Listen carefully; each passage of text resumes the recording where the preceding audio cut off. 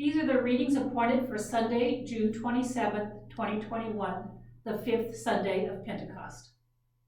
The first reading is recorded in Lamentations chapter 3, beginning with the 22nd verse. The steadfast love of the Lord never ceases. His mercies never come to an end. They are new every morning. Great is your faithfulness. The Lord is my portion, says my soul. Therefore I will hope in him. The Lord is good to those who wait for him, to the soul that seeks him.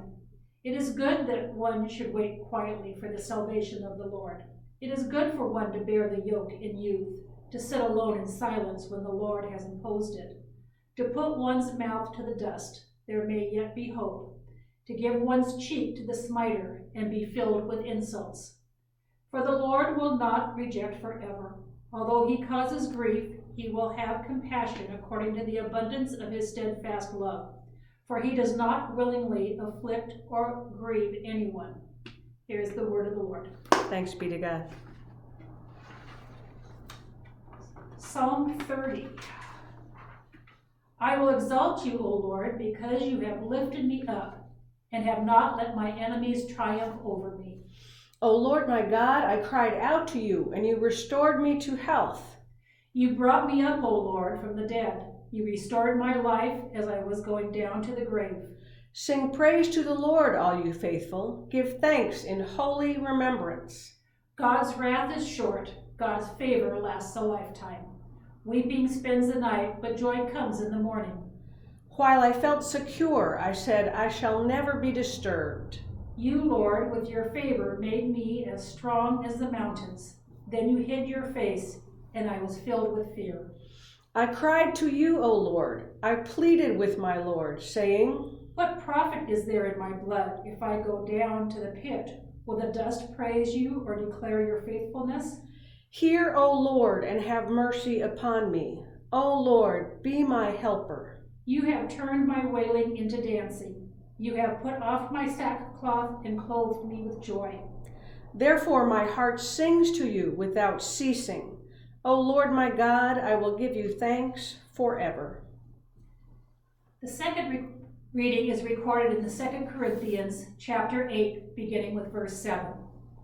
Now, as you excel in everything, in faith, in speech, in knowledge, in utmost eagerness, and in our love for you, so we want you to excel also in this generous undertaking. I do not say this as a command, but I am testing the genuineness of your love against the earnestness of others. For you know the generous act of our Lord Jesus Christ, that though he was rich, yet for your sakes he became poor, so that by his poverty you might become rich. And in this matter I am giving my advice. It is appropriate for you who began last year not only to do something, but even to desire to do something. Now finish doing it, so that your eagerness may be matched by completing it according to your means. For if the eagerness is there, the gift is acceptable according to what one has, not according to what one does not have. I do not mean that there should be relief for others and pressures on you, but it is a question of a fair balance between your present abundance and their need, so that their abundance may be for your need, in order that there may be a fair balance. As it is written, the one who had much did not have too much, and the one who had little did not have too little. Word of the Lord. Thanks be to God. The gospel appointed for today begins with Mark chapter 5.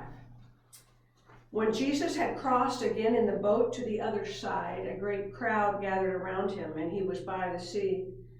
Then one of the leaders of the synagogue, named Jairus, came, and when he saw him, fell at his feet and begged him repeatedly, My little daughter is at the point of death. Come and lay your hands on her, so that she may be made well and live.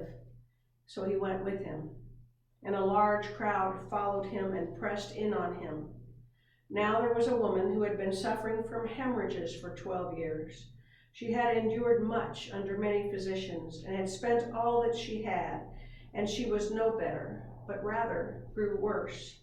She had heard about Jesus, and came up behind him in the crowd and touched his cloak. for she said, "If I but touch his clothes, I will be made well." Immediately her hemorrhage stopped, and she felt in her body that she was healed of her disease. Immediately aware that power had gone forth from him, Jesus turned about in the crowd and said, "Who touched my clothes?"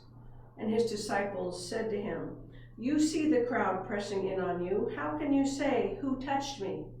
He looked all around to see who had done it. But the woman, knowing what had happened to her, came in fear and trembling, fell down before him, and told him the whole truth. He said to her, "Daughter, your faith has made you well. Go in peace and be healed of your disease." While he was still speaking, some people came from the leader's house to say, "Your daughter is dead. Why trouble the teacher any further?" But overhearing what they said, Jesus said to the leader of the synagogue, "Do not fear, only believe." He allowed no one to follow him except Peter, James, and John, the brother of James. When they came to the house of the leader of the synagogue, he saw a commotion, people weeping and wailing loudly. When he had entered, he said to them, "Why do you make a commotion and weep? The child is not dead, but sleeping." And they laughed at him. Then he put them all outside and took the child's father and mother and those who were with him and went in where the child was. He took her by the hand and said to her, "Talitha kum," which means, "Little girl, get up." And immediately the girl got up and began to walk about. She was 12 years of age. At this they were overcome with amazement. He strictly ordered them that no one should know this, and told them to give her something to eat. This is the gospel of the Lord. Thanks be to God. Thanks be to God.